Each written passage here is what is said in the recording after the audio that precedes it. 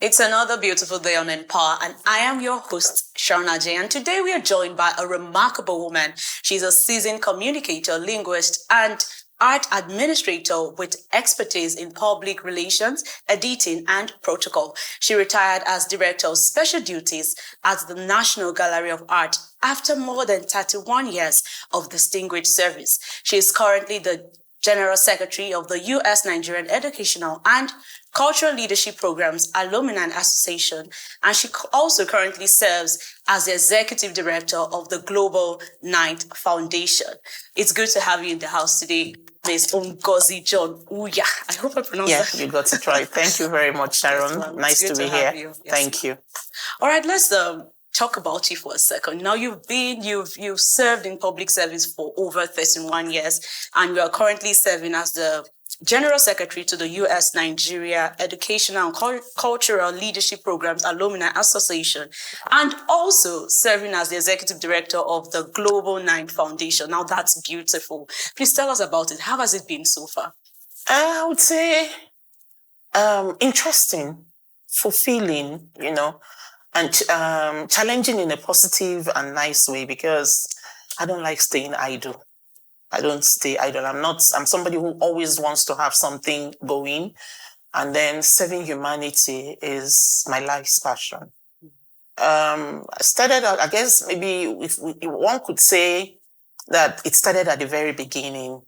I went to, let me go beyond my primary school and then go where it was actually birthed. I attended Holy Child College, Lagos. It's a Catholic school, and there we were given a holistic education, moral, spiritual, academic, And then this one, which was also reinforced at home, were made to understand the fact that you're first a human being, before being the privileged person that you are from. This is from the family you come from. So we're made to understand that service, there's excellence in service. There's reward in service is rewarding, not just on a personal basis. So my entry into National Gallery was actually, I would say, it wasn't really planned. When I finished school, I went to the University of Jos, and I graduated in 1988. And that year we had what you call the SAP riot. Okay. So for us, a number of schools, there were 4 schools who didn't join the normal stream. Then youth service used to be, we used to be mobilized for service in August. So because of the SAP riot that happened that time, structural adjustment program, that was what it was, just like the way you had service, when the president said subsidy has been removed. Oh, okay. So we had that issue with the structural adjustment program, which put a lot of constraints on people. So students went, there was general unrest. And then some schools, because of that, were shut down. My school happened to be one of those schools. So we didn't join the regular stream of youth corpers. And so we had our camp in November. You see, so we had special camp. And as at that time, when I had already a job waiting for me in a banking job, because my godfather, my dad's best friend, had kept a job for me, which at this time now, since I couldn't join immediately after youth service, which was supposed to be from August, you get shipped in. So it had to now be in February. So I finished school. I finished youth service on I think it was the 9th of November, 1989. And so I had a few months at home, and I was like, what am I going to be doing at home? And my father had said, come back from Kaduna, where I was 7. We used to live in Lagos. And so I had December, January, February, 3 months, and I'm like, I can't be sitting down at home. So I discussed with a friend of mine who also was finished from Unijos, served in the Guardian newspapers, and was working in Guardian as advert rep. Okay. And so she said there was this client of hers, Mahogany Limited, a public relations firm, who was looking for a client service executive. So I applied and went. After the interview, my first boss then, chief, she's now Chief Patricia Otwedon. I've forgotten her married name. But then she was Patricia Otwedon. After the interview, she said to me, she really didn't want anybody who was just straight out of school, but that, I had stricken her like somebody with, the kind of passion and that she, above every other person, she felt compelled to take me on. And that's how I started, and this job was supposed to be, take this job on, wait until February, and then join the banking sector. And that's how I came into public relations, found it interesting, and said I wasn't going to work in the bank anymore. And then people were thinking I was, cuckoo. And so that's where it all got started. Then, come 1991 or 92, when the Copyright Commission was set up, incidentally, I lost my mom at 8. So when you hear me say my stepmother, I didn't come from a polygamous home. It was just that my mom died and then my dad remarried. And so she had asked me, she was a director in the Federal Ministry of Information and Culture at the time. And the Copyright Commission was set up, I think it was in 91 or 92. And she had said, come and join. I said, I don't want to go to the civil service. Civil service is boring. I don't want to be pushing files. Then when the National Gallery was set up in 1993, she again came with it and I'm like, I didn't really want to go. And then a statement she made now made me reconsider. She said, if I was your mother, you wouldn't refuse. And that's how I joined the National Gallery when it was just being set up as a parastatal. And then I was invited to join to set up the public relations unit, spent some time there, went to protocol, have moved around quite a bit. And, all of that, sometimes what I would say to people is when you're being moved, when people think they're doing you something that is bad, when they see that you're flying and they want to just keep going, in all of that, you'll pick up, skills. And those skills that I have picked up in all the areas, all the places, the units, the departments where I went is what has made me who I am today. So I headed protocol. I was moved to public relations at first. Till 2007-8, I was moved to head the protocol unit. Then from there, I was taken to head the National Gallery, the state office, the FCT office. Then from there, I was moved to head the North Central Zonal Office. Then when the new DG was appointed in 2020, the permanent secretary of the ministry asked me to please come and work as his technical assistant to guide him in professional matters. And then that's where I was when I got promoted as, when my promotion as director, for which exam I had sat in 2018, but it was being delayed, came out. So when I was now promoted, when my promotion was ratified by the board, that's why I was sent again to go and properly set up the Department of Documentation and Monitoring. I was in that department till last year, September, when the current DG said, no, he would prefer me to work closely with him as his director of special duties. And so that's where I was till I retired on the 6th of May on my 60th birthday. That's so interesting. And so, but the Global Knights Foundation had been we had registered it in December of 2020. But being that I was in government service, we had the first program in 2022, to celebrate the United Nations Day of Older Persons, which is October 1st. And then, but I said, I can't be doing, because there was really nobody who could drive the passion, drive the vision the way I wanted it. So I just said, let it rest until I retire. But the Global Knights Foundation, the setting up of Global Knights Foundation and focusing on older persons, because before then I was working with youth and working with them on moral and ethical development and leadership skills. But then I now found that my father fell ill in 2020 and died. My father died in 2011, sorry. He fell ill and in 2010, but he spent just 9 days in hospital at the National hospital.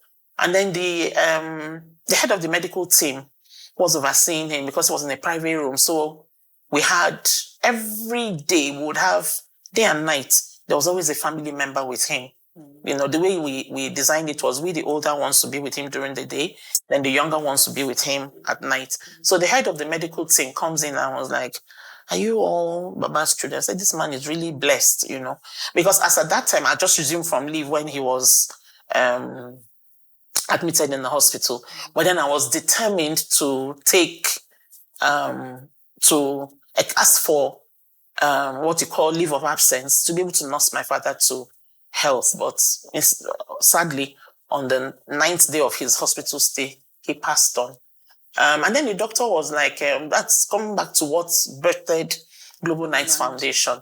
So he said, "Are you all his children?" We said, yes. He said, "This man is really blessed that it's not often that you see children taking care of their father like this, that he had actually bought himself a condo in the US. That immediately after he retires, he's going to go to the US, where the condo where he had bought had assisted living, it had, services where, you're taking care of. That because his 2 children they've relocated and they won't really have time for him." And then I found it funny because I used to think that, because growing up, my grandmother lived with us after we lost my mom. She came immediately. She stayed with us for years, and then had to relocate to the village after. I think she stayed with us for more than 5-6 years, So I thought it was something that was common, because I saw also my cousins, my, grandparents, people taking care of their parents and all. But when this man made this comment, and I started looking around and saying that, yes, really, there was that gap. The older persons were suffering. People are focusing on gender. People are focusing on orphans, widows. Nobody's actually looking at the older persons. You understand? And then found that even those ones even children who are desirous of taking care of their older persons, some of them have relocated abroad. They get minders, nannies, caregivers to stay with their people. They pay them. This taking care of. Now, even those ones who are within the country, in the cities, you see some of these old parents, they don't want to come and stay when they think they want to just cook to the quietness of the village. Or even the ones that are living with their parents in the city, you find that, this up and down, the hustle and bustle of life, you're not able to really pay attention to them. So we now decided that, this is an area we should look to. That's number one. And then again, advocacy. Government policies, they don't really take care of older persons. You understand? Say, for instance, like, once you retire, you're on your own. You're on your own. Like if you're in the public service, the day you turn 60, there are 3 ways to retire. One of them is on your 60th birthday, either your 60th birthday or 35 years in service, whichever comes first, or as a director. If you've been a director for 8 years. So if 60 years didn't catch me, the next one that would have caught me would have been director for 8 years. Because by this December 31st, I would have been 8 years as a director. So on that, as soon as that happens, either 35 years, 60 years, and then if you're privileged enough to get to the rank of director and you spend 8 years, on that day, you're just cut off from the integrated payment IPS portal. So, and that's it. And then you now begin to wait for your pension and benefits. So what happens between the time you retire and you're taking out this thing, and then before you get your pension benefit, you're left on your own. And remember that at this time, people are already, having issues with diabetes. They have issues with high blood pressure, and they're on medication. You understand? So how do they get their medication? Nobody cares. How do they move around? Nobody cares. What about housing? Nobody cares.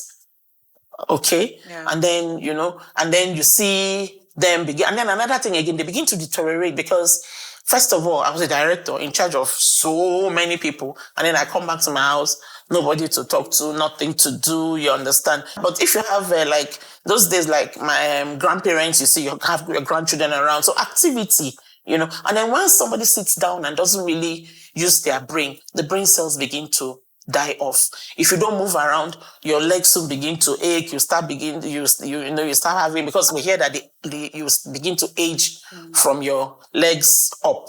And then before you know it, people begin to have dementia, so these are the things we want government to look into. What's healthcare, what's the policy?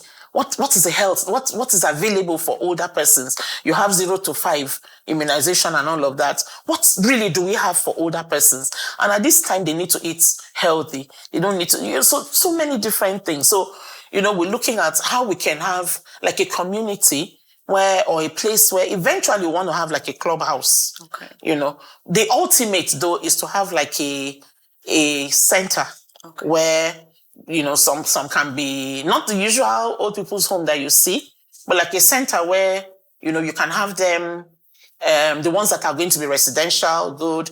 The ones that are going to be coming in like a daycare. How you have daycare for children, So maybe they come and drop their parents when they're going, So when they come out and they interact with people like that, their lives, they feel more value. And their lives will to have more, and then they'll grow older. They'll stay for longer. Now, since we don't even have a proper transportation system, like in the UK, from, I think in Scotland and Ireland, from the age of 60, you don't pay for transportation, public transportation, no. In the UK, I think in England, I think it's 65. And then you don't pay for public transportation, your healthcare is taken care of. Those are the things that, why can't we always, our people, they travel, they own houses there. Why can't they copy those things and bring them home and give an enhanced living to older persons who have served this nation? And again, they should also look at them like a pool of resources. Yeah. Because somebody has spent, like I spent 31 years, 5 months in service. There's so much that I still have to offer to the nation. I don't necessarily have to be given, you don't necessarily have to employ the person, because the rules are that between 18 and 60, in the public service. Yes. In the education, I think it's to 65. The judiciary is to 70. I think in universities it's also to 70, But then be able to have a pool where if you have, you can engage them to train the younger people. You get what I mean? So these are the areas. There's so many areas that Global Knights Foundation would really is looking continue at. this conversation, but we have to go on a break now. Okay. We'll be going on a short break now, and when we return, EmpowHER continues. Stay with us.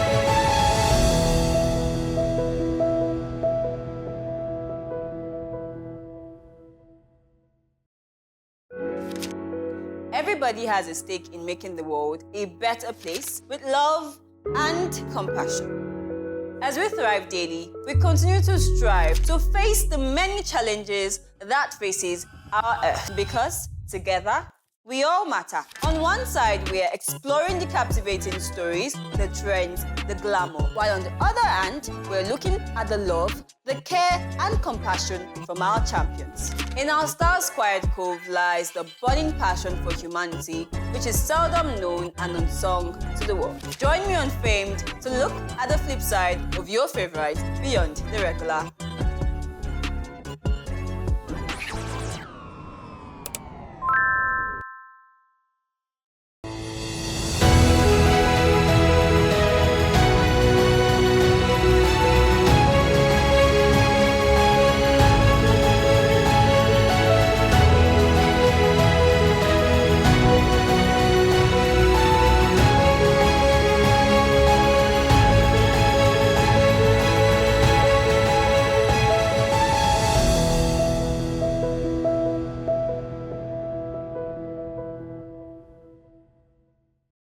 Welcome back. If you're just tuning in, this is EmpowHER. Now, you've talked largely and extensively on the Global 9 Foundation. You've talked about the gaps that the foundation has tried to fill. You've talked about the policies that are meant to be put in place to make this particular, what the foundation is doing a success, which is marvelously interesting, I would say. Now, tell us, are there any programs set in place by the foundations to help the elderly feel valued, feel loved, and feel seen? Okay, so the first major thing we have in mind for 2026, what we have done is to see how we can have a program each month. Sorry, I won't name the SDGs. I don't have them off by heart, but the one that has to do with the SDGs that have to do with what quality life. Okay. The SDG that has to do with zero hunger, And then when we talk about equality, you understand. So, the issue of equality. So when you talk about equality, most times people think male, female. No, but it's a whole spectrum. So we've decided to run. We have a range of programs we want to run for the year. Some of them are tied to the SDGs. Some of them are programs that we have actually decided to do on our own. Like I told you, I said one of the first things is a clubhouse, but everything has to do with funding. If we can get, have a place where, every week they can come in, just have maybe like where you can have like tea, coffee, interact, maybe watch movies, read a book, and just spend time playing games, checkers, chess, Ludo, Monopoly. Yeah. And then you see they will go back home feeling good. Then another thing is also to see how we can work with the National Health Insurance Scheme, to see how we can also, and then of course with the National Assembly, to see how we can get the policies in place for older persons, so that it's not as if once you just get off the you're on the National Health Insurance Scheme and then you're just bumped off. And then one thing I hope that, we look into how we can see how we can plan a day out with older persons. But first of all, we'll have to map, we'll have to get the data. But we're looking at God helping us having a love feast on Valentine 2026 with older persons and of course younger persons in place, so that we begin to understand how all of us have a role to play in the lives of older persons. Yeah. And then we're talking about medicals. We're talking about we don't have a structured transport system. If not, we'd have also been talking about transportation, but for now, we're not going to look too strictly into that. But maybe if we have a proper data of older persons, and then the ones who are going to go on their hospital visitation, that have hospital appointments, but they don't have people who can pick them, we can pick and drop, as long as we're able to muster maybe the funds or assistance, maybe donations by way of, maybe somebody can say, okay, I donate this my house, use it for your clubhouse, or you say, I donate this my vehicle, use it for, when you have to, take them to hospital, take them to meet their appointments and all of that, and see how we can, generally make life worth living, so that they have something to look forward to. Yes, and their life expectation increases. It will increase. It's very important. Yes, it will definitely generally increase. Yes. And see how we can also get the younger generation. Like, the last time I told you, we're concerned, though our main focus is on the older persons, but we go from the cradle to the cane, as the people are growing up. Let them begin to interact. Let the children begin to interact with the older persons, so that they begin to understand that one day I'll also be like this person. And then you see, older people, they tend to repeat things. Some people tend to repeat things. So you begin to teach the younger ones patience with the older persons. And you see, the moment they begin to interact more with, some of them with even dementia, they can get healed. And we work with people who do who have a holistic approach towards treating issues of Alzheimer's, dementia, and all. I have we had the person who was our guest speaker during our events we had on the 1st of October. He's somebody who has worked with dementia patients, and It has Halal Wellness Center is the name of the place, and his name is Dr. Musa Bawa. And he has said that he has successfully treated people with dementia. Interesting. Yeah. Wow. Such an impactful work that the Global Nines Foundation is doing. And I would say well done to that, ma'am. Thank you. Now I'll be reading a report.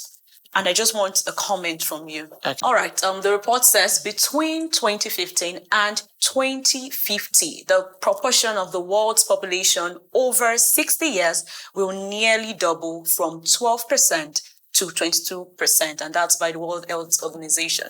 And of course, we've said it, let's even take Nigeria for an instance. We have a growing population, and in our growing population, we have a large also growing population of the elderly. Now, if the world if there's a report stating that the world population from 2015 to 2050 would grow from 12% to 22%, meaning by 2050 would have a vast number of the elderly, right? And it's quite interesting because that is what you are headed to. That's what the foundation is all about. What do you have to say about this now? Straight away, I'll just say we'll look to countries in Asia. You have people like Switzerland, Sweden, and so on. But I will take I'm interested in and excited by people and inspired by people in the Asian countries, Korea, China, Japan, particularly Korea and Japan, who I have, what's it called, worked with. Okay. You have a United Nations International Day for Grandparents. Check that out as well, and for parents. So they exchange gifts, So these old people look forward to that. We're looking to how we can also do same with Nigeria. And like I said, as the aging population, as the population of those over 60 grows, it means that the resource, the pool of resource persons will also grow. Yeah. In Nigeria, we should look at that population to be able to draw sorry, I missed the word. Okay. To be able to draw materials, to be able to draw help for making the country a better person. Because somebody who is over 60 has seen so much. If by I think by the mortality rate in Nigeria is about 55, 54 points there or something thereabouts, between 60, after 60, how much more time do you have? So these people will not, it's only very few that will be motivated by greed. Now you want to give back. Now you want to make the country a better place, for people who are coming behind. So Nigeria should look to this and don't just dump them like fossils. Look to how you can make adequate use of this endangered but very valuable segment of society. Very true. Thank you so much. This has been such a very impactful and insightful conversation, I would say. And I hope that all of this interaction we've had, some policies that we suggested, I just hope that the government sees it, a representative or whoever sees this conversation we've had and begin to implement it, because that's what the report says. 22 from 12% to 22%. Let's get ready to accommodate the 22% of the world, the global age range for over 60. Of course, we need to prepare for that. And that's what the Global Nine Foundation is doing. And then we need people like you, the media, to amplify the voices and young people to join hands with us. Yes, definitely. Thank you very much. Thank you so much. We can't do it alone. Definitely. Yeah. Well, that's where we draw the line on EmpowHER. I remain your host, Sharon Ajay. Until next time, see you again.